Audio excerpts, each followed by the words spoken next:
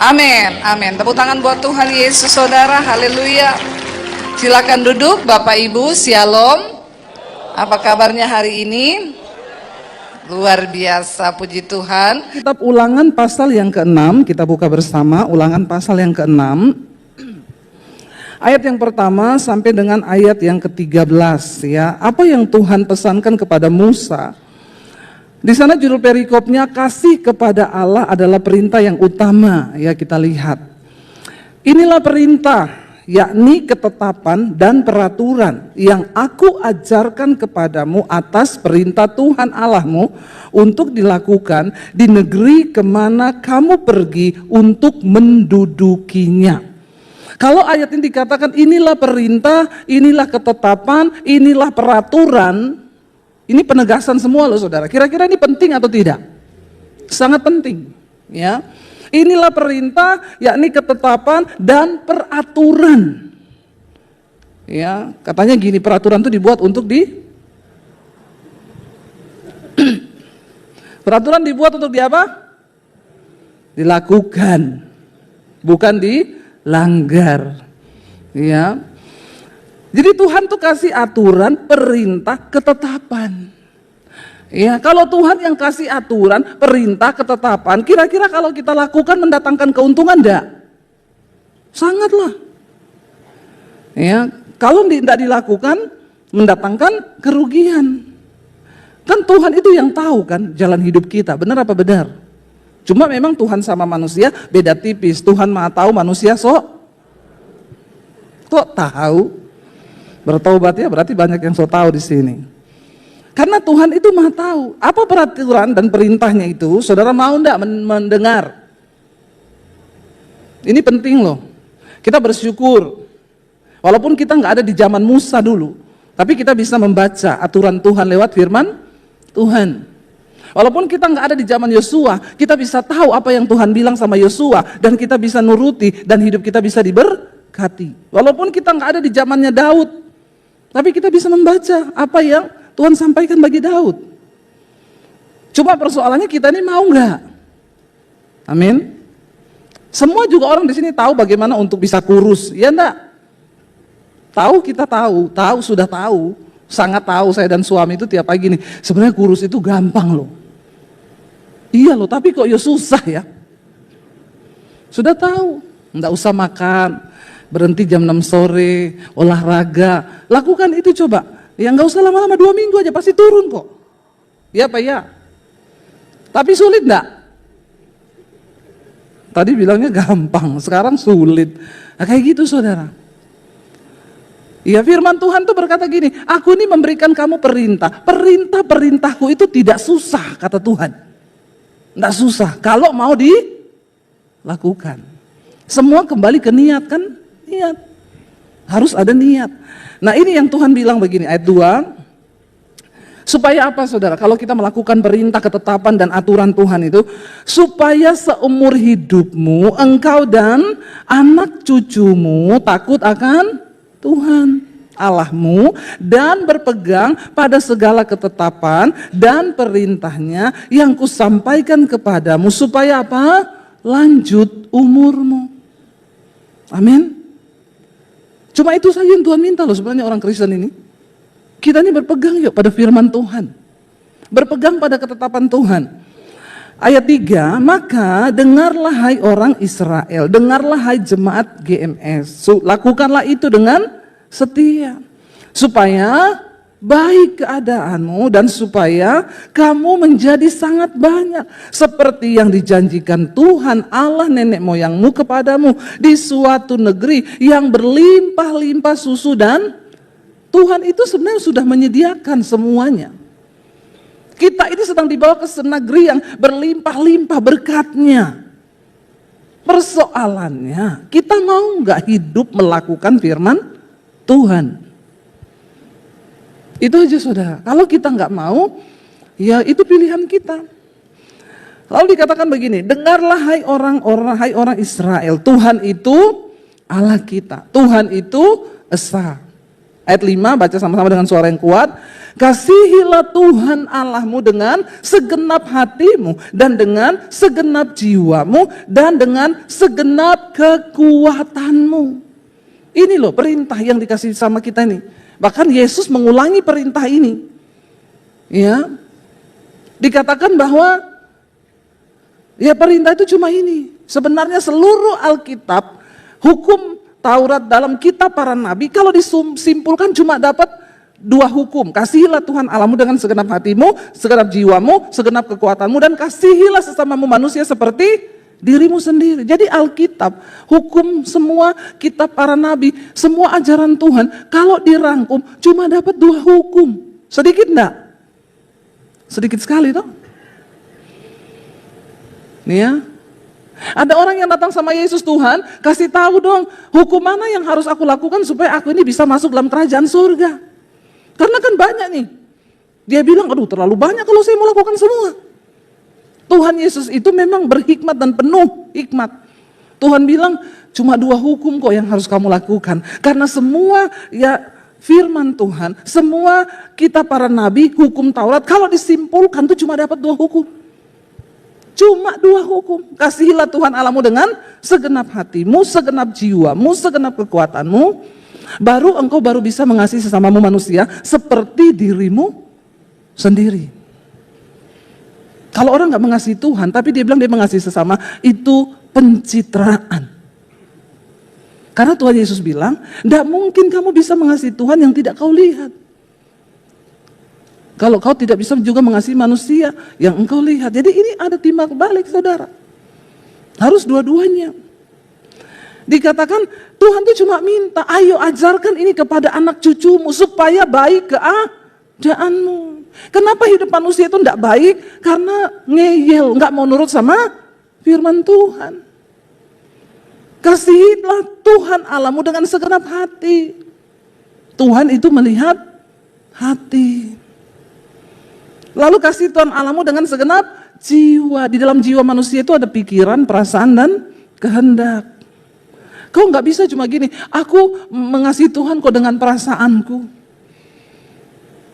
Tapi tidak dengan kehendakku, tidak dengan segenap ya roh, jiwa, dan tubuh kita.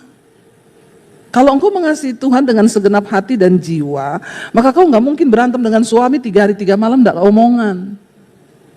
Nggak usah tertawa ibu-ibu. Amin. Ada di sini yang berantem 3 hari 3 malam nggak omongan? Suami istri tolong angkat tangan. Saya suruh ini para pengerja baptis ulang.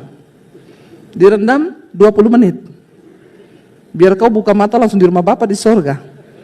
Lebih baik tubuhmu binasa tapi jiwamu selamat toh? Nggak bisa saudara, kau berkata kau mengasihi Tuhan. Tetapi ternyata kau berantem dengan saudaramu lalu kau nggak bicara. Itu munafik namanya. Itu bohong. Bagaimana caranya? Ya, kita harus beres dalam mengasihi Tuhan dengan segenap hati, segenap jiwa. Jiwa ini pikiran, perasaan, dan kehendak. Walaupun semarah apapun kau sama suamimu, sama istrimu, ya nggak boleh kau nggak bicara, itu nggak boleh. Berarti kau nggak mengasihi Tuhan dengan segenap jiwamu. Orang itu kalau marah, nggak omong, nggak apa, itu sakit jiwa. Dan ternyata banyak orang Kristen sakit. Tertawakanlah dirimu sendiri. Jadi bapak-bapak, kalau ada istrimu sekarang marah-marah nggak omongan, 2 hari bilang, Bu periksa ke psikiater. Lagi sakit?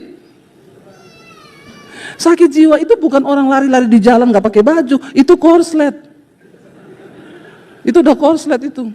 Sakit jiwa itu kau marah, ndak bicara sama orang, jiwamu lagi sakit. Karena yang ada dalam jiwa manusia itu pikiran, perasaan, dan kehendak. Ngerti sekarang ya? Waktu kita mati, jiwa kita ini loh yang akan menghadap sama Tuhan. Yang akan dihakimi ini jiwa kita ini. Ya, keakuan kita ini. Makanya Alkitab berkata selamatkan jiwa. Nggak dibilang selamatkan orang, enggak. Hitungannya orang di hadapan Tuhan itu jiwa. Nah jiwa kita ini pikiran, perasaan, dan kehendak. Kita harus mengenal Kristus supaya engkau mencapai tujuan imanmu, yaitu keselamatan jiwamu. Jadi penting kalau kita tahu ini soal jiwa ini. Ya, dan jiwa itu nggak bisa sembuh hanya dengan engkau pergi ke psikiater, dikasih obat, disuntik, nggak bisa. Ada ibu-ibu suaminya selingkuh. Ibu ini pingsan terus. Tiap hari pingsan waktu ketahuan suaminya selingkuh. Bukan cuma pingsan, dia kalau marah suaminya dia cakar. Karena dia pedicure, manicure, kukunya tajam. Dia cakar suaminya, ini luka-luka semua di muka, di badan, di tangan. Dan suaminya hanya pasrah karena suaminya menerima dia sudah bersalah. Karena suaminya selingkuh sama pembantunya istrinya. Memang suaminya ini bukan tipe suami nakal. Dia tidak pernah di luar pacaran sama orang sama apa, enggak. Istrinya tuh bilang sama asistennya ini, yang boleh melayani bapak cuma kamu. Kalau saya enggak ada, saya keluar kota, yang boleh layani bapak tuh cuma kamu yang ngaturin makan. Kan istrinya membuka karpet merah toh. Orang selingkuh itu bukan karena cantik, saudara. Ya, kadang lebih jelek dari istrinya. Lalu istrinya pingsan-pingsan, mereka ini orang cukup punya nama, ya, dan suaminya juga sudah pasrah, dicakar istrinya, digaruk istrinya. Jadi dia merasa bersalah. Lalu mereka ke psikiater lah. Suami istrinya ini udah kena sakit jiwa, marah, kepahitan, luka batin. Psikiaternya ngomong gini, biasanya yang kayak begini Pak bisa sembuh sekitar 6 bulan sampai 1 tahun. Itu pun tergantung dari Bapak bagaimana menunjukkan sikap perubahan Bapak. Waktu psikiater ngomong sampai 1 tahun, suaminya ini sudah membayangkan mukanya ini akan sobek-sobek sampai 1 tahun. Orang kalau sakit jiwa bahaya, saudara. Kenapa orang bisa bunuh orang? Cuma karena tersinggung. Lo pernah kan saya dengar di TV, seorang pengusaha dicari menghilang, tahu-tahu ketemu terakhir ketemu sama tukangnya diinterogasi, dia pergi lihat bangunannya, ternyata dibunuh sama tukangnya, dicor.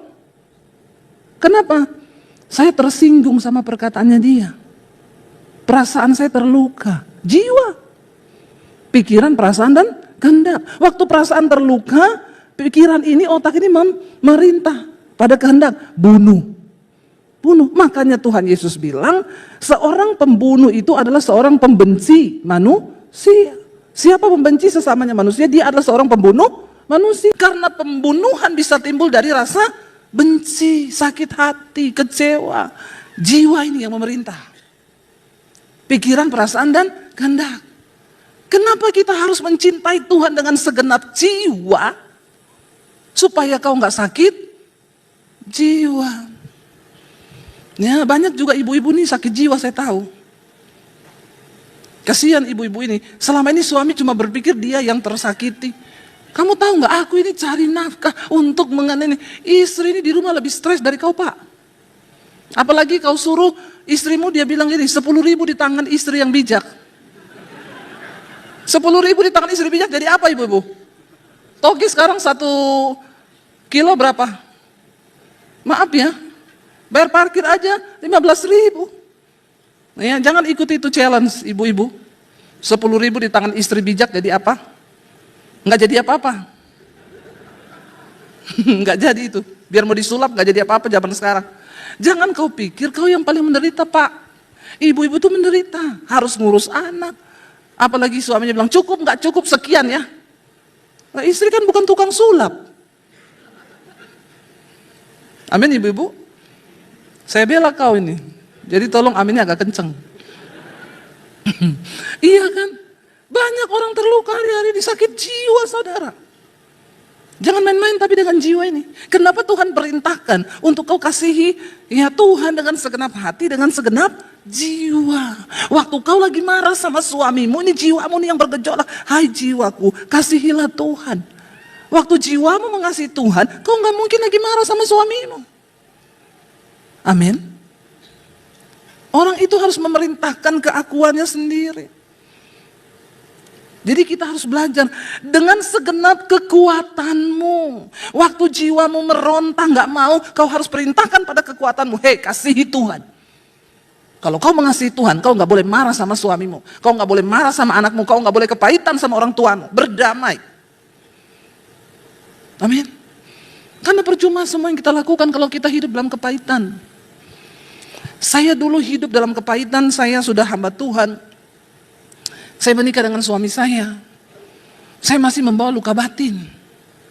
Kasihan suami saya, dia pikir dia nikah dengan pendeta. Ternyata pendeta yang sakit jiwa. Benar. Cuma saya ini masih terbuka sama saudara, saya nggak mau sembunyiin. Karena banyak pendeta yang pencitraan. Ya, saya dulu sakit jiwa, sudah pelayanan saya. Suami saya bilang, kamu itu kayaknya ada luka batin. Saya marah saudara. Saya gonggong dia. Mama. Saya bilang, kamu jangan ngajari saya. Saya ini sudah mendoakan orang pelepasan. Saya tahu itu. Kenapa kamu ngajari saya? Kamu bilang luka batin. Saya nggak kepahitan, saya nggak luka batin. Saya ini hamba Tuhan. Pintar saya. Pencitraan. Dan sekarang banyak hamba Tuhan pencitraan. Di sini pahit tapi pelayanan hebat. Tuhan nggak suka begitu saudara. Sampai apa? Saya menikah dengan suami saya. Suami saya ini orang Solo. Kalau ngomong nyaris tak terdengar. Ya enggak saudara? Orang Jawa tuh. Kalau ngomong itu pelan. Nah ketemu saya ini. Ya, kalau ngomong itu teriak-teriak tercampur dengan kepahitan dan luka batin yang saya masih bawa. Saya kepahitan sama papi saya dulu. Saya nggak bisa mengampuni. Dari kecil saya dipukulin sampai saya jadi Kristen, saya diusir dari rumah tanpa belas kasihan. Dan saya tidak sadar itu ternyata menjadi luka batin yang akhirnya menggerakkan jiwa saya, menggerakkan hati, jiwa dan kekuatan saya. Ngeri saudara, orang itu kalau digerakkan sama luka batin, dia bisa melakukan segala hal untuk balas dendam. Dan itu saya dulu. Saya nggak ngomong siapa-siapa, saya ngomong saya. Karena saya kepahitan sama orang tua saya. Dan saya sudah Kristen loh. Jangan bilang, setelah ikut Yesus, nggak mungkin lah kita ini terpeleset. Nggak mungkin kita berdosa. Banyak. Cuma belum diakui saja. Nah saya ngakuin ini di hadapan saudara. Saya pelayanan. Tapi, kalau saya tersinggung apa sedikit sama suami saya. Atau jangankan suami saya, ipar saya nih ngomong sesuatu. Yang ngomong ipar saya. Yang jadi sasaran suami saya. Benar, itu akan menggerakkan kehendakmu karena itu adalah jiwa. Banyak orang saudara menggerakkan sesuatu dan dia bisa melakukan yang luar biasa kelihatannya. Tapi itu didasari dari luka batin, kekecewaan, kepengen balas dendam. Saya dulu gila, saya tersinggung lah, wong suami saya ini sabarnya kayak begini. Dia cuma salah ngomong atau ipar saya yang salah ngomong, saya bisa meledak, saya tempelin muka saya pukulin kepala saya ke tembok. Saya bilang begini, nggak ada orang sayang sama saya. Termasuk kamu, papi saya aja yang orang tua saya tidak sayang sama saya. Itu gila loh saudara. Dan saya membiarkan itu mengontrol hidup saya. Saya baru punya anak, bayangkan baru 1 minggu keluar rumah sakit baby. Saya marah sama ipar saya tinggalkan rumah, saya matiin handphone. Saya pergi ke rumah teman saya dari pagi sampai malam. Teman saya bilang gini, Dep, kasihan loh suamimu ini pasti bingung nyariin kamu. Biarin, biar dia kapok. Teman saya bilang kan yang salah bukan suamimu. Orang itu kalau sakit jiwa, dia suka lihat orang menderita. Terus orang ngomong apa gitu dia tersinggung. Dia marah padahal itu omongan biasa. Karena di sini luka, dia gampang terluka. Akhirnya teman saya diam-diam telepon suami saya. Dan Debbie di rumahku, datang ke sini jemput. Bayangkan saudara, suami saya itu nggak bersalah. Apalagi ketika anak saya sudah lahir. Itu anak saya, saudara saya pukul, saya apa. Tapi ya itulah. Ya Tuhan nggak mau. Tuhan mau kita ini mengasihi dia dengan segenap hati, segenap jiwa, segenap kekuatan. Kita mampu kok melakukan firman. Waktu kita bersandar pada Tuhan. Karena Alkitab berkata, apa yang tidak mungkin engkau lakukan karena keterbatasanmu sebagai manusia, itu akan dilakukan oleh Allah dalam dirimu. Amin. Karena kesanggupanku adalah pekerjaan Allah di dalamku. Tidak ada saudara orang yang mampu melakukan firman. Tapi waktu kita duduk di kaki Tuhan dan nangis dan bilang, Tuhan aku mau Tuhan. Mampukan aku Tuhan. Saya ini banyak saudara dilukai. Bahkan oleh pendeta-pendeta bahkan. Tapi saya belajar. Aku mau mengasihi Tuhan dengan segenap hati. Saya percaya semua hal yang Tuhan izinkan terjadi itu kan untuk membentuk iman kita, mendewasakan iman kita. Nah sekarang tergantung kita mau kepahitan atau kita mau berespon dengan benar. Makin benar kau berespon, ya makin cepat engkau diproses oleh Tuhan. Dibawa ke level yang lebih tinggi. Ingat, pencapaian seseorang itu tidak terlihat dari usahamu yang sukses, dari pelayanannya, wow. Dari apakah hidup kita ini berkenan atau tidak sama Tuhan. Dan semua persoalan rahasia hati kita itu kitalah yang tahu. Orang tahu, orang lain tidak ada yang tahu. Makanya Alkitab bilang, jagalah hatimu dengan segala kewaspadaan. Kalau saya pakai baju kebalik, ya pasti hospitality-nya, pengerjanya udah ngomong, Bu maaf baju ibu kebalik. Tapi kalau hati saya yang kebalik, siapa yang bisa kasih tahu saya? Bahkan Pak Yusuf gak bisa kasih tahu saya. Bu Debi maaf kenapa? Hatinya ibu kebalik. Ibu senyum tapi di hati dongkol. Kan gak ada yang tahu. Urusan hati, urusan kita dengan Tuhan. Tapi percayalah kalau hatimu tidak beres, jiwamu tidak beres, engkau tidak mengasihi Tuhan dengan hati dan jiwa, berkatmu itu terhalang saudara. Nggak ada damai sejahtera di hidup. Itu berkat yang nomor satu dalam hidup kita, damai sejahtera dan sukacita. Mau sekaya apapun orang kalau nggak ada damai dan sukacita buat apa? Sebaliknya, semiskin apapun kita, waktu ada kebenaran, ada damai, sejahtera, dan sukacita, itu kita lebih dari pemenang loh saudara. Amin. Itu berkat Tuhan. Makanya kita belajar hari ini, Tuhan bilang, ayo kasihilah Tuhan Allahmu dengan segenap hatimu, dengan segenap jiwamu, dan dengan segenap kekuatanmu. Apa yang kuperintahkan kepadamu pada hari ini, haruslah engkau memperhatikan. Ayat 7, haruslah engkau mengajarkannya apa? Ulang-ulang kepada anak-anakmu dan membicarakannya apabila engkau duduk di rumahmu, apabila engkau sedang dalam perjalanan, apabila engkau berbaring, dan apabila engkau bangun. Perkatakan dan ucapkan dan ajarkan firman Tuhan. Agar kita mengasihi Tuhan. Ya, dan dikatakan haruslah juga engkau mengikatnya sebagai tanda pada tanganmu dan haruslah itu menjadi lambang di dahimu. Bayangkan loh firman Tuhan itu harus selalu kita bawa di dahi, itu di otak kita nih. Tanamkan firman Tuhan. Ya, dan haruslah engkau menuliskannya pada tiang pintu rumah dan pada pintu gerbangmu. Ya, maka apabila Tuhan Allahmu membawa engkau masuk ke negeri yang dijanjikannya dengan sumpah kepada nenek moyangmu, yakni Abraham, Ishak dan Yakub untuk memberikannya kepadamu, kota-kota yang besar dan baik yang tidak kau dirikan, rumah-rumah penuh berisi berbagai barang yang baik yang tidak kau isi, sumur-sumur tidak kau gali, Tuhan akan melakukan semuanya saudara. Kebun-kebun anggur, kebun-kebun zaitun yang tidak kau tanami, dan apabila engkau sudah makan dan menjadi kenyang, 12 berkata, maka berhati-hatilah supaya jangan engkau melupakan Tuhan yang telah membawa kamu keluar dari tanah Mesir, dari rumah perbudakan. Haruslah apa? Takut. Baca bersama. Engkau harus takut akan Tuhan Allahmu, kepada Dia haruslah engkau beribadah dan demi namanya haruslah engkau bersumpah. Janganlah kamu mengikuti Allah lain dari antara Allah bangsa-bangsa sekelilingmu, sebab Tuhan Allahmu adalah Allah yang cemburu di tengah-tengahmu, supaya jangan bangkit murka Tuhan Allahmu terhadap engkau sehingga Ia memunahkan engkau dari muka bumi. Saudara, dari awal bangsa Israel sebelum masuk ke tanah perjanjian, yang Tuhan ulang-ulang itu supaya mereka mengasihi Tuhan dengan segenap hati, jiwa, dan kekuatan mereka. Ayo kita mulai itu dari dalam keluarga kita. Tadi pagi saya menyampaikan tentang Yosua. Yosua seorang muda yang dipilih oleh Tuhan. Bahkan ketika dia dipilih dia takut, dia bilang Tuhan aku ini masih muda. Tuhan bilang jangan takut. Asalkan engkau perkatakan kitab Taurat ini, renungkan itu siang dan malam, dan bertindaklah hati-hati sesuai dengan semua yang tertulis dalamnya, maka perjalananmu akan berhasil dan beruntung.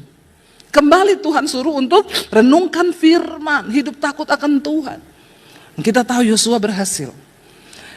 Dan tadi pagi saya sampaikan Yosua pasal 24, itu adalah pidato Yosua yang terakhir kepada bangsa Israel setelah mereka berhasil masuk ke tanah perjanjian. Sebelum Yosua mati, Tuhan suruh Yosua kumpulkan segenap umat Israel di Sikem. Kenapa di Sikem? Sikem adalah tempat pertama Abraham mendirikan mezbah bagi Tuhan. Ketika Abraham dipanggil oleh Tuhan, waktu itu namanya masih Abram. Abram, pergilah engkau keluar dari negeri sanak saudaramu, aku akan menuntun engkau masuk ke satu tanah yang aku janjikan kepadamu. Dan Abraham tiba di tempat itu namanya di Sikem. Dan disitulah Tuhan berfirman kepada Abraham. Dan Sikem tempat pertama, mezbah dibangun oleh Abram untuk mencari dan menyembah Tuhan. Dan tidak secara kebetulan Alkitab itu ditulis. Ketika bangsa Israel bisa masuk ke tanah perjanjian, mereka di Sikem dikumpulkan oleh Yosua di tempat yang sama di mana pertama kali Tuhan menyampaikan janji itu kepada Abraham. Ya, dan Yosua mengingatkan kepada bangsa Israel, engkau sekarang sudah masuk ke tanah ini. Yosua, itu kitab Yosua yang terakhir pasal 24. Setelah itu Yosua mati. Ketika mereka masuk ke tanah perjanjian, Yosua bilang, pesan yang terakhir, hiduplah hormati akan Tuhan. Beribadahlah kepada Tuhan. Kalau hari ini engkau merasa tidak penting bagimu untuk beribadah kepada Tuhan, aku dan seisi rumahku, kata Yosua, kami akan tetap beribadah kepada Tuhan. Oktober, bernya itu apa? Beribadah. Amin saudara. Bikin di Instagram nanti ya, Oktober, bernya apa? Beribadah kepada Tuhan. Kita harus beribadah kepada Tuhan. Sebab Daud berkata, dari dulu aku muda, sampai sekarang aku telah menjadi tua. Tidak pernah aku melihat orang benar itu ditinggalkan oleh Tuhan. Dan tidak pernah aku melihat anak cucunya itu meminta-minta roti, bahkan meminjam. Sebaliknya, aku telah melihat orang-orang yang disertai oleh Tuhan, mereka bahkan menjadi orang-orang yang meminjamkan kepada orang lain. Dan anak cucunya akan mewarisi negeri. Orang kalau hidup menghormati Tuhan, Tuhan perlebar daerahmu saudara. Anak cucumu akan mewarisi negeri, tapi orang yang tidak menghormati Tuhan, bahkan apa yang ada padamu diambil saudara. Hati-hati loh. Tadi saya di hospitality sama Pak Heru, dan Pak Heru banyak cerita bagaimana dia dulu kaya raya ya Pak Yusuf ya, dan akhirnya dia datang ke sini dalam keadaan dia punya hutang ya ratusan miliar. Pak Yusuf bilang ayo layani Tuhan, dia bilang enggak Pak, saya ini lagi banyak utang. Pak Yusuf bilang katanya kamu nipu orang, enggak nipu sih tapi saya bangkrut. Enggak apa-apa kalau bangkrut, yang penting jangan nipu, ayo melayani Tuhan, besok minggu pakai jas. Dia bilang saudara, Bu, saya dulu itu kaya, saya sombong, saya angkuh, saya serakah. Kaya, punya uang ratusan miliar. Tapi saya heran waktu itu, semuanya gagal. Bisnis ini gagal, bisnis itu gagal. Saya bilang, kok bisa ya Pak? Ya itu Tuhan. Tuhan itu kalau mau berurusan dengan seseorang, hari ini jangan kita begini saudara, merasa wah di atas angin, kayaknya semua yang kita buat terbuka jalan. Belum tentu Tuhan yang buka jalan, bisa jadi setan. Bener. Jangan sombong, jangan serakah, jangan angkuh. Kalau Tuhan mau menghabiskan dalam sesaat saja. Karena Alkitab berkata, orang fasik itu berdiri di tempat yang licin. Sekali dia terpeleset jatuh, tidak bisa dipulihkan lagi. Tapi kalau orang mau bertobat, bisa dipulihkan Tuhan. Saya mendengar Pak Heru bercerita tadi. Disitulah Bu akhirnya saya mulai melayani Tuhan. Dalam keadaan terpuruk, saya mulai menyadari. Dulu saya pikir semua yang saya dapat itu karena kebisaan saya. Karena kemampuan saya. Tapi ternyata ketika dihajar Tuhan, jangan tunggu dihajar Tuhan. Saya ini paling marah sama orang yang tidak mau menghormati Tuhan. Maaf kalau engkau datang ibadah tapi kau gak dengar firman, mending kau pulang. Jangan kau sakiti hati Tuhan. Mending kau tidur di rumah daripada kau datang ke gereja tapi kau sibuk main handphone, kau sibuk ngapa-ngapain, kau tidak memperhatikan firman. Hello. Kau pikir Tuhan butuh kau? Kita nih yang butuh Tuhan, bukan Tuhan yang butuh kita. Anak muda dengar baik-baik, kau butuh Tuhan. Karena dunia ini terus berubah. Sekarang semua digantikan oleh AI. Yaitu Hollywood bikin film yang main AI. Artisnya itu AI, punya Instagram. Bahkan dia bisa di-endorse. Sekarang artis-artis juga nggak menjamin. Karena sekarang bintang-bintang naik dari AI. Lebih cantik dari manusia. AI lebih pintar dari dokter sekarang. Di Tiongkok itu bangun rumah sakit AI. Apa yang nggak bisa digantikan oleh AI? Di luar negeri sekarang pengkhotbah banyak yang sudah AI yang khotbah. Ada yang tanya sama saya, Bu, menurut ibu bagaimana ini? AI khotbah loh Bu, ya setidaknya AI nggak homo. Setidaknya AI nggak selingkuh. Karena kan pendeta selingkuh banyak. Setidaknya AI itu nggak sombong. Setidaknya AI-nya nggak kepahitan. Amin. Kan Tuhan bisa pakai apa aja tuh. Soal urapan turun sama kau atau tidak itu bukan karena pendetanya. Karena hatimu terbuka atau tidak sama Tuhan. Karena Tuhan melihat imanmu. Jangan lihat pendetanya, oh ini pendeta bagus, ini tidak bagus. Firman itu berkuasa.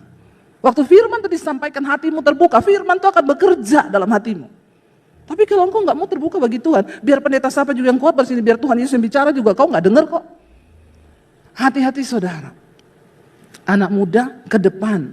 Kau belum cari kerja ini, kau masih kuliah. Padahal orang yang dipecat sudah puluhan ribu. Iya enggak? Buka matamu lebar-lebar, jangan santai. Jangan santai. Orang-orang yang lulusan cum laude sekarang nganggur loh. Ya, kau sudah otak pas-pasan. Maaf ya, keahlian enggak punya. Enggak takut Tuhan, enggak menghormati Tuhan, mau jadi apa kau? Maaf ya, saya ngomong memang harus begini tuh ngomongnya. Udah gak usah main-main lagi kan sekarang, udah mau kiamat. Bener enggak? Saya tuh ngomong saudara, ya, otak pas-pasan. Semuanya nggak ada, keterampilan nggak ada, kok nggak takut Tuhan? Setidaknya walaupun kita ini nggak pintar-pintar banget, tapi kita takut Tuhan. Tuhan tuh bisa pakai orang yang takut akan Tuhan, yang menghormati Tuhan. Tuhan bisa angkat hidupnya dengan cara-cara yang supranatural, amin. Coba kamu bayangkan nggak bagaimana Tuhan angkat Yusuf jadi Perdana Menteri di Mesir. Untuk seorang bisa jadi Perdana Menteri, dia kan harus melewati tahapan-tahapan, benar nggak saudara? Tidak mudah loh. Tapi waktu dia takut akan Tuhan, Tuhan angkat Yusuf bagaimana? Lewat penjara. Yang harusnya itu menjadi kutukan bagi manusia, kok di penjara? Habis sudah karirmu. Tapi waktu Tuhan yang bekerja, justru di penjara, Yusuf ketemu dengan Raja Fir'aun. Itu loh cara Tuhan yang di luar akal logika. Jangan pakai logikamu terus. Karena Alkitab bilang terkutuklah orang yang mengandalkan kepintarannya sendiri. Tapi diberkatilah orang yang mengandalkan Tuhan. Banyak hal-hal supranatural yang bisa Tuhan buka hari ini. Bagaimana saya hari ini bisa orang tahu saya dengan YouTube, saya ke Australia, saya kemana-mana tuh, saya cuma tulis aja, puji Tuhan landing di Australia. Itu inbox masuk, ting ting ting, Bu Debbie mau ajak makan Bu, mau ngajak ini Bu, tinggal di rumah saya Bu, gini. Saya nggak tahu mereka itu siapa. Dan siapa yang buat begitu? Tuhan. Saya nggak pernah mau usaha apa-apa loh, supaya YouTube naik, tolong ya subscribe, kirim ke orang. Nggak bisa, kalau bukan Tuhan yang berperkara. Sia-sialah usaha orang membangun sesuatu. Letakkan Tuhan sebagai yang paling utama di hidup kita. Hormati Tuhan. Karena Tuhan berkata begini, siapa menghormati aku, akan kuhormati.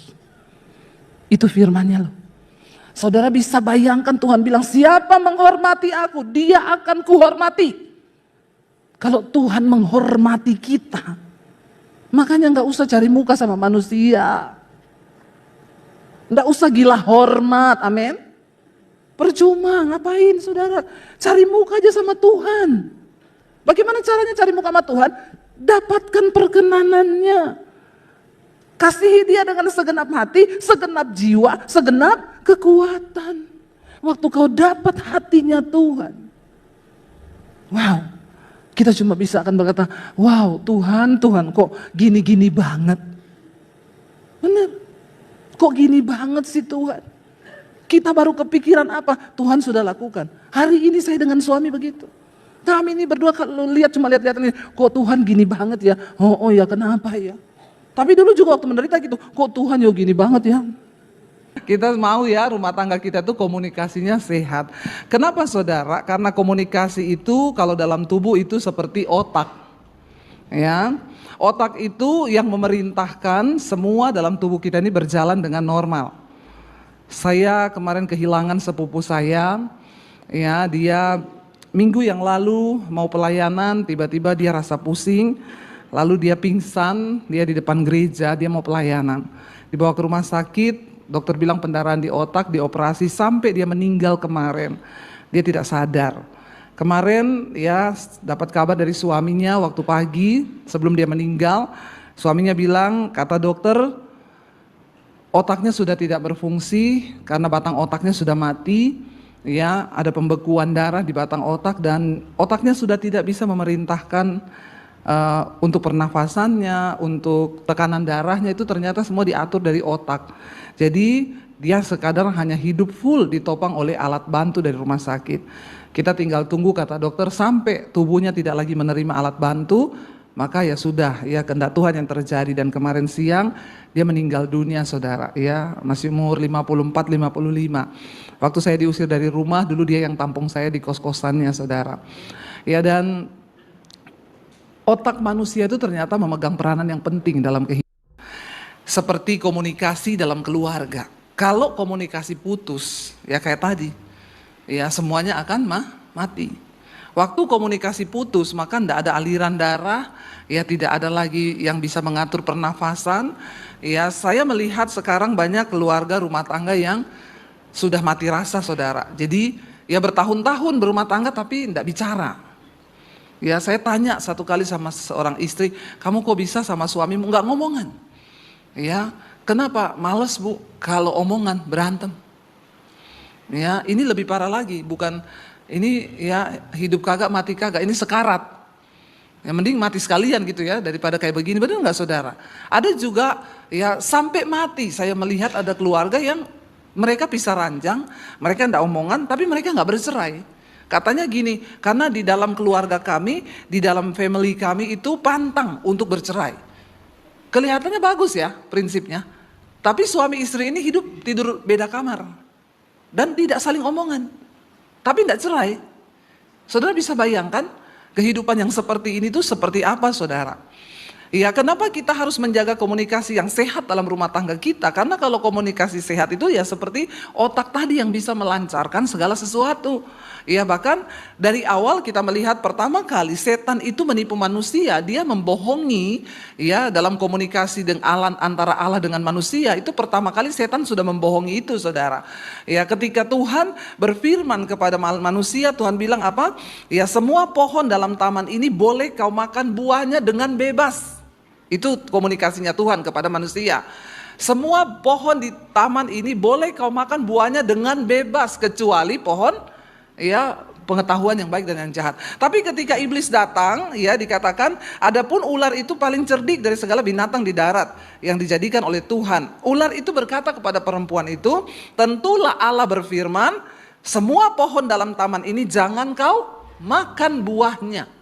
Kita lihat di sini, pertama kali setan menipu manusia itu, dia merusak komunikasi Allah dengan manusia. Itu liciknya setan. Pertama kali saudara, dia tahu karena ketika komunikasi itu rusak, maka sebuah hubungan itu pasti rusak. Dan benar terjadi kerusakan hubungan manusia dengan Allah terpisah gara-gara Tuhan membohongi dan memutarbalikkan komunikasi antara Allah dengan manusia. Ya, hati-hati saudara. Iblis tahu sebuah hubungan itu dibangun di atas dasar komunikasi yang sehat. Kalau komunikasi putus ya ibarat jalan tol. Ya jalan putus ya udah kita ya udah berhenti di situ. Jangankan berkat Tuhan, jangankan anugerah Tuhan, ya kita tidak akan mungkin melihat ya hal-hal yang luar biasa dari Tuhan dalam hidup kita. Kita buka dulu bersama Amsal 25 ayat yang ke-11 saudara.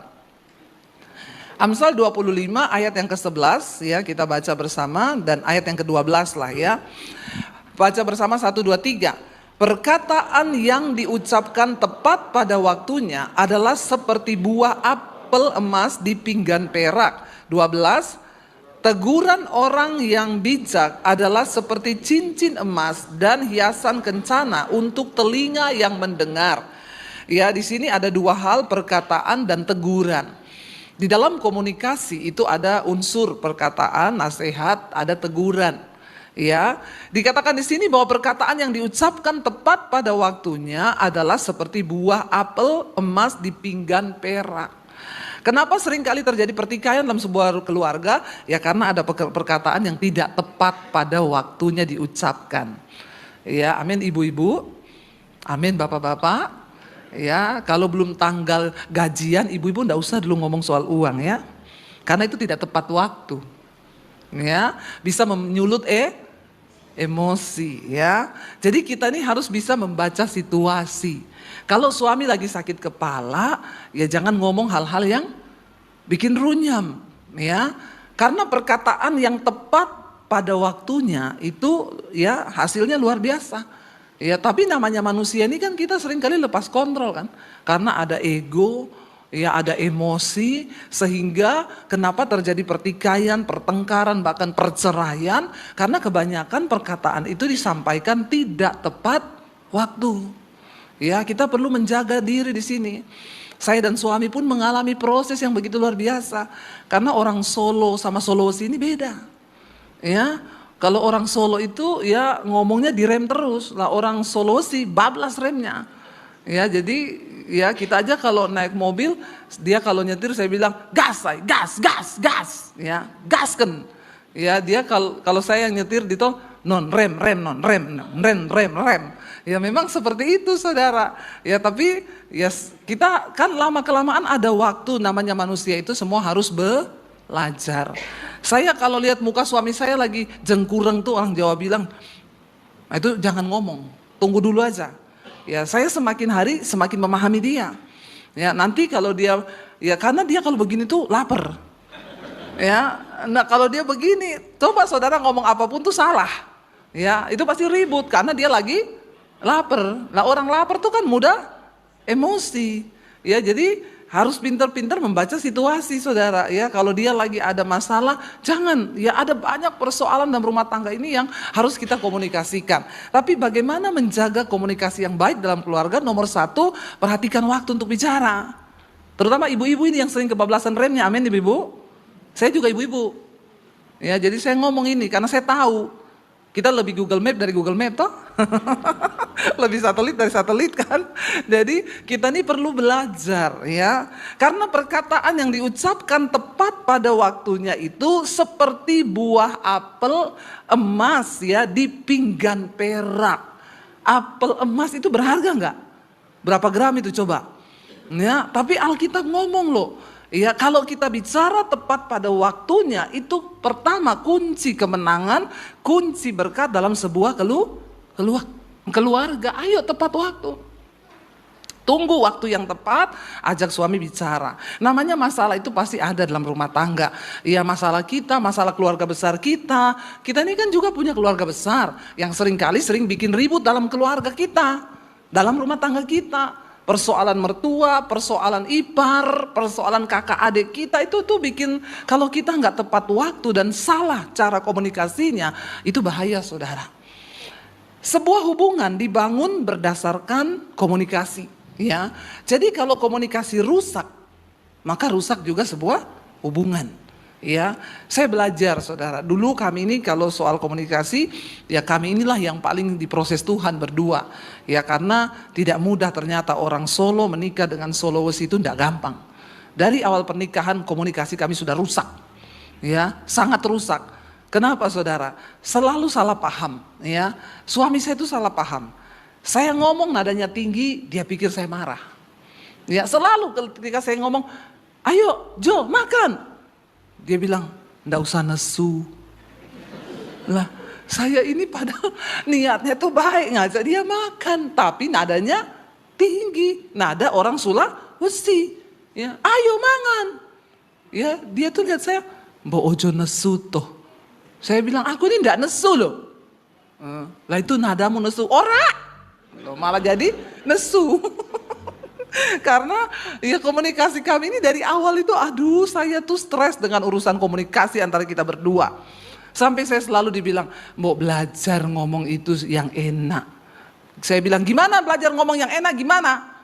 Nek ngomong itu nada belakangnya turun. Yesus itu tidak enak kalau kita sungguh-sungguh melakukan firman. Kenapa nggak enak? Karena kita harus mengalahkan kedagingan. Nggak enak, saudara. Ya, tapi ketika kita memilih sungguh-sungguh ikut Tuhan, Alkitab berkata ada upah yang menantimu. Amin. Karena barang siapa berpaling kepada Allah, dia harus percaya bahwa Allah itu ada dan Allah memberi upah kepada mereka yang sungguh-sungguh mencari Tuhan. Ada upah, saudara. Upahnya di mana, Bu? Di sorga? Kelamaan kalau cuma di sorga. Di bumi juga. Tuhan pengen memberkati hidupmu, amin. Supaya engkau menjadi kesaksian bagi banyak orang. Nah, hari ini ya saya menyampaikan firman Tuhan dengan tema menyerahkan hidup ya untuk melakukan kehendak Tuhan. Kita buka bersama Yesaya 38, Hizkia sakit dan disembuhkan. Bagaimana ketika Hizkia ya dipakai Tuhan dan dia bernegosiasi sama Tuhan tentang umur hidupnya. Firman Tuhan berkata demikian, saya baca ayat 1, saudara 2. Pada hari-hari itu Hizkia jatuh sakit dan hampir mati. Lalu datanglah Nabi Yesaya bin Amos dan berkata kepadanya, beginilah firman Tuhan, sampaikanlah pesan terakhir kepada keluargamu, sebab engkau akan mati dan tidak akan sembuh lagi. Ayat 2. Ayat 3 berkata demikian, ia berkata, ah Tuhan, ingatlah kiranya bahwa aku telah hidup di hadapanmu dengan setia dan dengan tulus hati, dan bahwa aku telah melakukan apa yang baik di matamu. Kemudian menangislah Hizkia dengan sangat. Ayat 4. Pergilah dan katakanlah kepada Hizkia, beginilah firman Tuhan Allah Daud bapa leluhurmu, telah kudengar doamu dan telah kulihat air matamu. Sesungguhnya aku akan memperpanjang hidupmu 15 tahun lagi, dan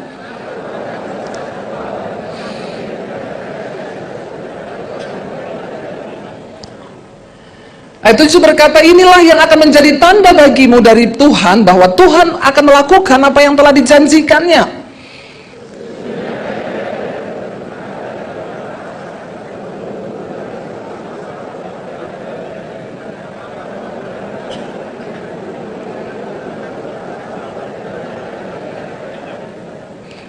Ayat 9 berkata di sana, karangan Hizkia Raja Yehuda sesudah ia sakit dan sembuh dari penyakitnya. Ayat berikutnya.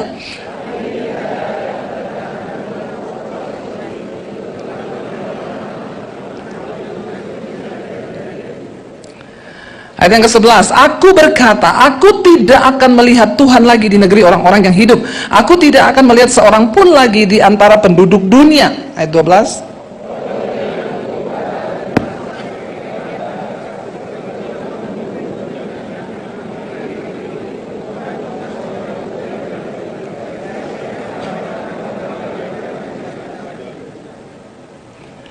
Ayat yang ke-13, aku berteriak minta tolong sampai pagi.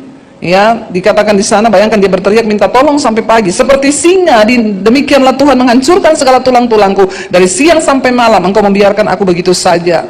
14.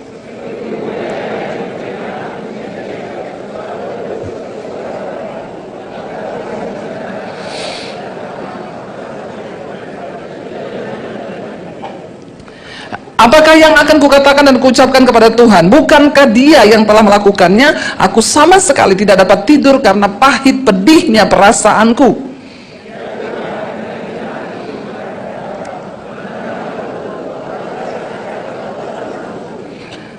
Sesungguhnya penderitaan yang pahit menjadi keselamatan bagiku. Engkaulah yang mencegah jiwaku dari lubang kebinasaan, sebab engkau telah melemparkan segala dosaku jauh dari hadapanmu.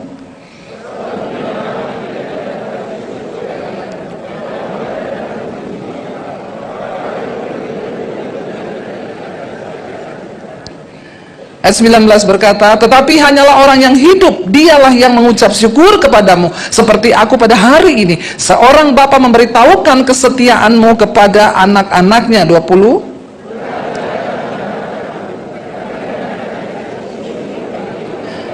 Dua satu sama-sama. Kemudian berkatalah Yesaya, baiklah, diambillah sebuah kue ara dan ditaruh pada bara itu supaya sembuh. Sebelum itu dikatakan di sana Hizkia, sebelum itu Hizkia telah berkata, apakah yang akan menjadi tanda bahwa aku akan pergi ke rumah Tuhan? Sampai di situ saja. Saudara, kita melihat dari ayat ini kisahnya Hizkia. Dikatakan pada hari itu juga Hizkia jatuh sakit, ya. Kenapa dia sakit? Ternyata karena sebuah pergumulan yang berat ketika pada waktu itu Sanherib Raja Asyur ingin menyerang kerajaannya. Orang itu biasanya jatuh sakit kalau dia punya pergumulan, ya. Kalau kita punya pergumulan, lalu kita ingat-ingat pergumulan itu, karena ketika orang membawa kabar kepada Hizkia bahwa dia akan diserang kerajaannya, Hizkia menjadi sangat ketakutan dan dia mengoyakkan pakaiannya, saudara. Ya, dia ketakutan dan dia sempat berkata begini, Tuhan, mungkin ini sudah waktunya Engkau menjatuhkan kami ini dalam murka-Mu dan Engkau tidak mau menolong kami. Semua kata-kata negatif Hizkia katakan di hadapan Tuhan. Dia sempat meragukan Tuhan. Ya, lalu akhirnya orang membawa surat kepadanya. Akhirnya Hizkia mengambil satu tindakan profetik. Dia berdoa, dia gelar surat itu di hadapan Tuhan. Lalu dia berdoa. Dan akhirnya sesudah itu Alkitab berkata dia jatuh sakit. Kalau punya pergumulan tidak usah terlalu dipikir, amin. Ya, saya itu dulu, saudara, saya ini dulu orangnya baper ya. Kalau saya dengar sesuatu atau ada pergumulan sesuatu, saya tuh kadang nggak bisa tidur. Ya, lalu suami saya bilang begini, apa yang kau pikir kah? Ya, masalah itu nggak usah dipikir. Suami saya tuh kalau ngomong gini, selehno pikiranmu ki selehno. Dia suruh pikir, maksudnya orang Jawa bilang apa, selehno itu taruh aja pikiranmu itu, nggak usah dipikir. Kadang saya bertanya sama dia, taruh di mana saya pikiran ini? Aku ya pengen naruh, tapi naruh di mana? Ya kalau bisa ndak aku pikir ya aku juga maunya ndak tak pikir. Makanya kalau datang ke dokter, sakit apa? Saya suka pusing, Dok. Dokter bilang kalau memang suka terusin aja. Gitu. Ya. Suka kok ya, suka pusing, itu manusiawi, saudara. Ya. Manusiawi ya. Jangan dibawa pikiran. Ya saya ini enggak bawa pikiran ini, tapi dia ikut terus. Padahal saya enggak mau bawa loh, tapi dia ikut. Kita kalau ada masalah kan kita pikir toh. Lalu jadi berat. Ya. Coba saudara perhatikan, kalau kita nih banyak pikiran, stres, maka hormon stres itu naik loh, kortisol naik dalam diri kita. Kalau kortisolnya naik, darah kita mengental jadi hitam. Makanya sakit kepala, jantung deg-degan, ya itu tanda-tanda orang stres. Sulit tersenyum. Coba lihat kanan kirimu yang gak senyum itu stres dia tuh. Ya, orang stres itu susah tersenyum, saudara, karena saking beratnya. Ya, dua saja kalau nggak susah senyum terus. Nah itu orang stres itu, ya senyum gitu ya, nggak ada alasan juga senyum dia. Itu udah stresnya tingkat tinggi. Lalu kita berkata akhirnya Hizkia jatuh sakit. Ketika hari itu dia jatuh sakit, ya, dan Tuhan tuh berfirman lewat Nabi Yesaya. Ya, tadi kita lihat saudara dikatakan pada hari itu akhirnya Hizkia jatuh sakit dan hampir mati. Lalu datanglah Nabi Yesaya kepada dia dan berkata, Tuhan suruh ya, bilang kepadanya, beginilah firman Tuhan. Kata Nabi Yesaya, ya, sampaikanlah pesan terakhir kepada keluargamu, sebab engkau akan mati dan tidak akan sembuh. Ini juga Nabi terlalu belak-belakan, saudara. Orang kalau orang sakit itu boyo dikasih penghiburan toh. Ya, coba saudara sakit, terus tiba-tiba Pak Gembala datang. Ya Pak Gembala ya, terus Pak Gembala, orang sakit jemaatnya, terus Pak Gembala bilang, sampaikan pesan terakhirmu. Pasti kepahitan di jemaat ini semua pasti.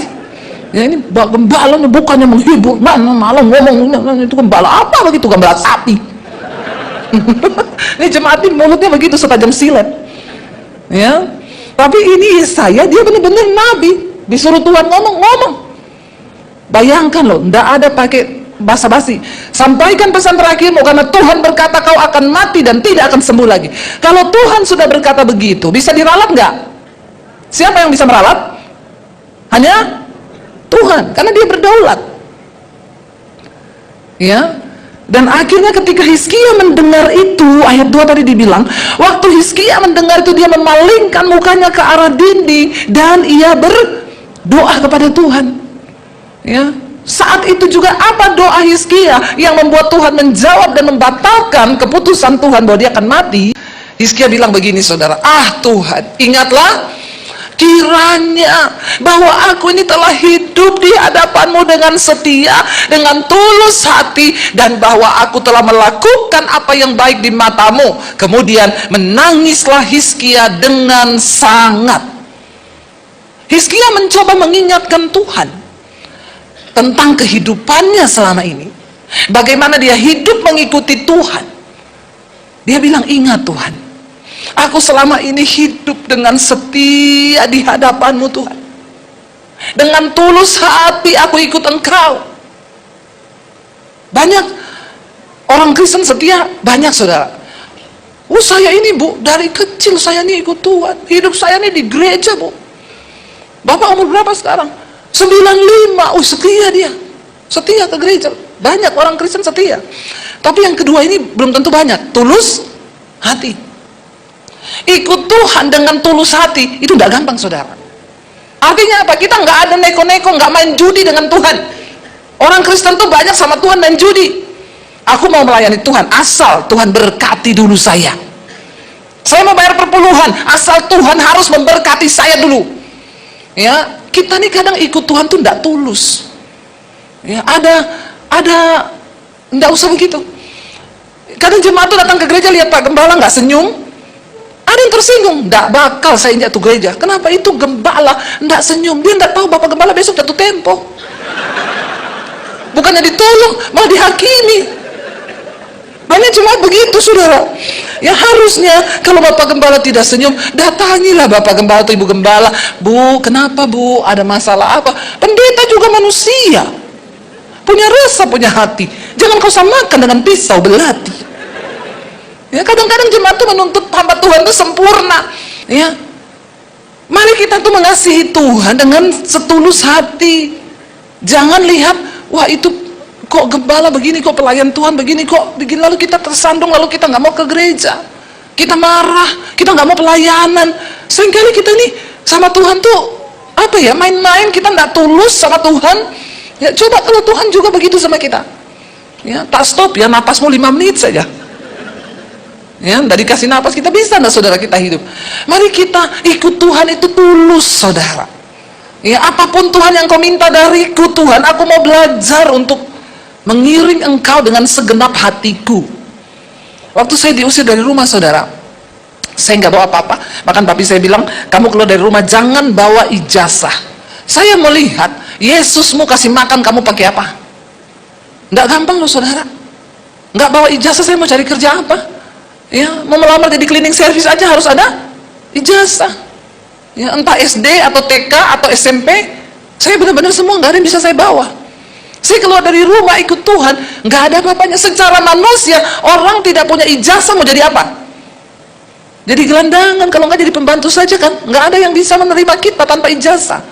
Sekarang anak-anak muda itu berlomba-lomba cari ijazah.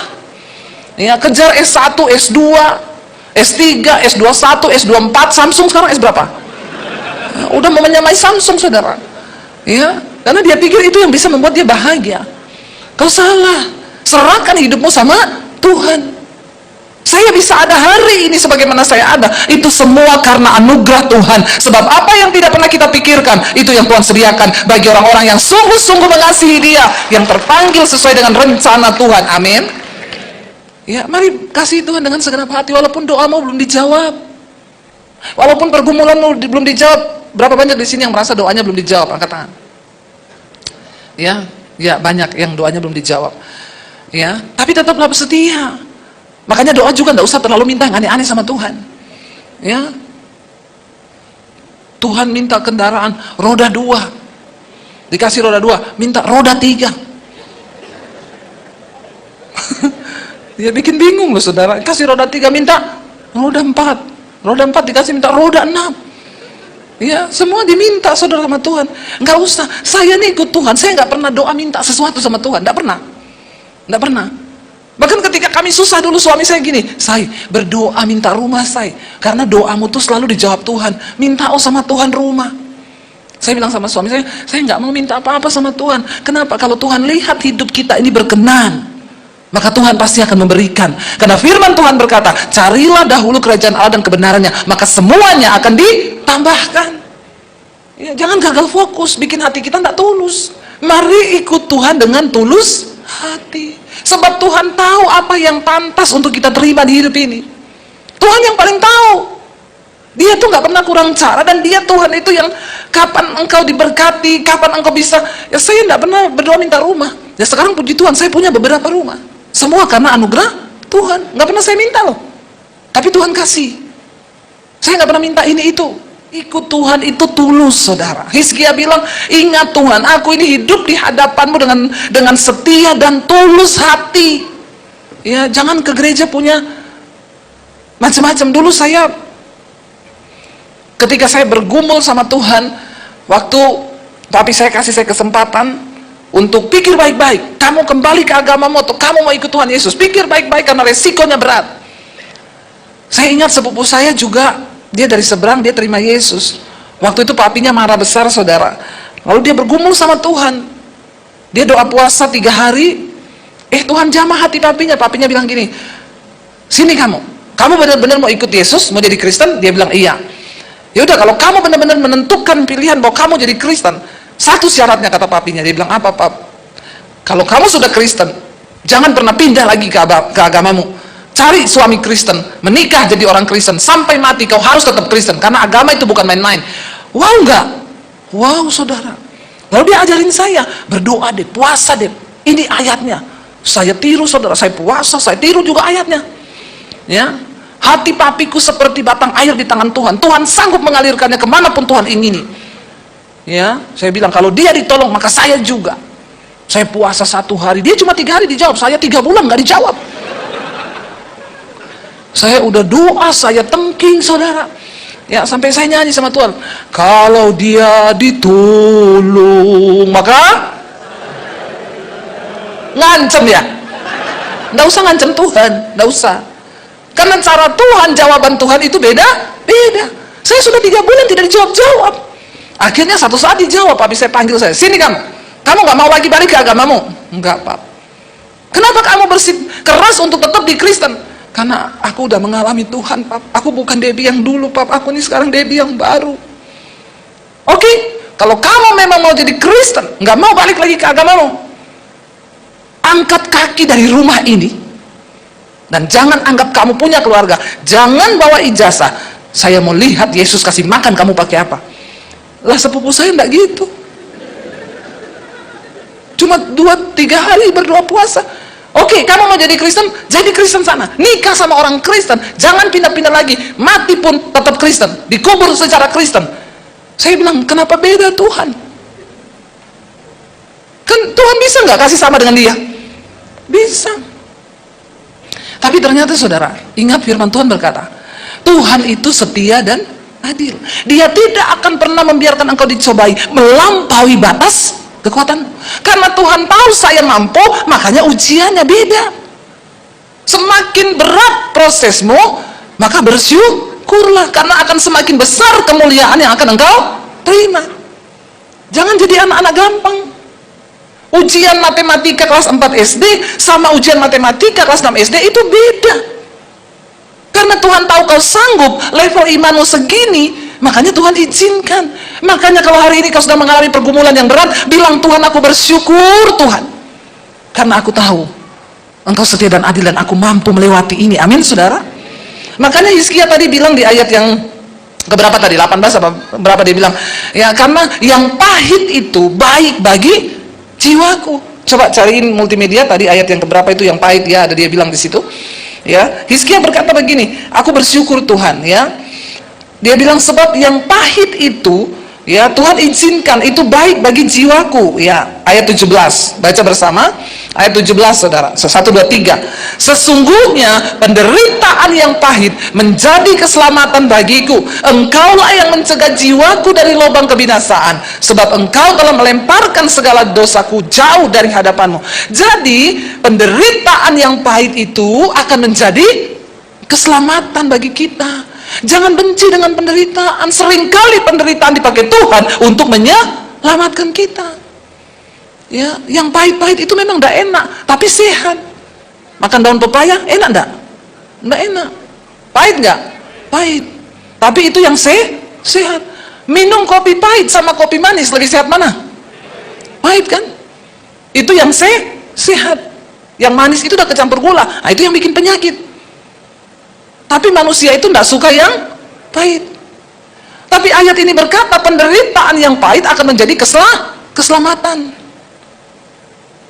Siapa yang mau mengalami yang pahit? Ampuni mereka Tuhan. Saya ini sudah khotbah tapi mereka tidak mau mengalami yang pahit ya. Saudara, kalau engkau semakin dibentuk Tuhan, semakin berat, itu imanmu akan semakin luar biasa loh. Karena tentara itu beda, tentara yang makan daging sama yang makan mie instan itu beda. Ya, yang makan daging itu kalau nyanyi kan latihan dari Sabang sampai Merauke. Yang makan mie instan dari Sabang sampai Merauke. Itu beda. Jadi saudara mau menjadi Kristen yang mana? Jangan mau yang manis terus, amin. Ya, kita ini orang-orang yang siap menderita dengan tulus hati. Tuhan, aku mau tetap berkata Yesus, sekali Yesus, aku tetap percaya Yesus apapun penderitaanku, karena Yesus itu yang terbaik. Engkau keselamatan bagi jiwa kami, amin saudara. Ya, tulus hati saudara, ikut Tuhan itu tulus hati, pasti akan ada upah. Dan dikatakan saudara tadi ayat yang kedua, kita kembali apa yang Hizkia bilang, aku ini telah hidup dengan tulus hati kepada Tuhan. Ya, ayat yang ketiga tadi dia bilang, ya, dan bahwa aku telah melakukan apa yang baik di mata Tuhan. Apakah kita selama ini hidup melakukan yang baik di mata Tuhan atau di mata kita saudara? Apa yang baik di mata Tuhan? Ya, contoh Tuhan berkata, kamu jangan punya musuh. Kalau ada musuh berdamai, itu yang baik. Tapi kita orang Kristen sukanya musuhan. Siapa yang sama saudara iparnya musuhan? Angkat tangan. Tolong siapkan kolam baptisan Pak. Ya, orang Kristen ini, mereka duduk di gereja tiap hari, minggu duduk di gereja, tapi pulang itu ada yang kepahitan sama ipar, tidak bicara. Ada. Jangan gini-gini kau. Ya. Apakah itu baik di mata Tuhan? Tuhan bilang, berdamailah dengan semua orang. Jangan kau punya musuh di hidupmu. Karena itu tidak berkenan sama Tuhan. Tuhan bilang, siapapun yang tidak mengampuni saudaranya, engkau adalah pembunuh manusia. Doamu tidak didengar sama Tuhan. Karena apabila engkau mengampuni dosa saudaramu, maka Bapamu yang di surga juga mengampuni dosamu. Tapi apabila kau tidak mengampuni saudaramu, maka engkau sedang mengunci pintu pengampunan Tuhan atas hidupmu. Jangan kau duduk di gereja, tapi kau tidak melakukan apa yang baik di mata Tuhan. Anak-anak muda, apa yang baik di mata Tuhan bagi hidupmu? Jangan berzina. Jangan kau terikat dengan film porno. Itu yang baik di mata Tuhan. Jaga kekudusan hidupmu. Ya, tapi berapa banyak engkau yang melakukan tidak yang baik di mata Tuhan? Berapa banyak kita ini melanggar firman Tuhan, kita nggak melakukan apa yang baik di mata Tuhan. Kalau hari ini Tuhan berkata banyaklah bersyukur, tapi kita tiap hari bersungut-sungut, apakah itu yang baik di mata Tuhan? Kalau hari ini kau berantem dengan mertuamu, ya, Tuhan suruh kau berdamai, tapi kau bilang, saya itu kalau lihat mertua saya, rasa-rasanya saya mau beli itu tanaman lidah mertua, yang kayak pedang itu tajam. Ya, jangan saudara. Ya, dengan iparmu, ayo kita lakukan apa yang baik di mata Tuhan. Kenapa kita diberi firman Tuhan? Supaya kalau kita menuruti firman Tuhan itu hidup kita ini berbahagia. Jangan kau bikin jalan baru. Lakukan apa yang baik di mata Tuhan, supaya ketika engkau berdoa, Tuhan menjawab. Karena kita berkata, bukan telinga Tuhan kurang tajam untuk mendengarkan teriakan doamu, bukan tangan Tuhan kurang panjang untuk menolongmu, tetapi dosamu, kejahatanmu itu yang menghambat semua yang baik terjadi atas hidupmu. Ayo kita lakukan apa yang menyenangkan hati Tuhan. Ayo buang semua dosa. Suami istri kalau berantem, ya, berapa menit berantemnya? Atau berapa hari? Apa yang menyenangkan hati Tuhan? Kalau kau berantem, tidak usah lama-lama, amin. Ada di sini yang 3 hari 3 malam tidak bicara kalau berantem dengan suaminya atau istrinya? Jangan angkat tangan, kita baptis beneran kau. Ya, 10 menit ini kalau begini nih. Seringkali kita tuh di gereja tuh pinter kalau nyanyi ya. Mengiringmu seumur hidupku Tuhan, itu kesukaanku. Ya, berapa banyak kali kita ini tidak menyenangkan hati Tuhan.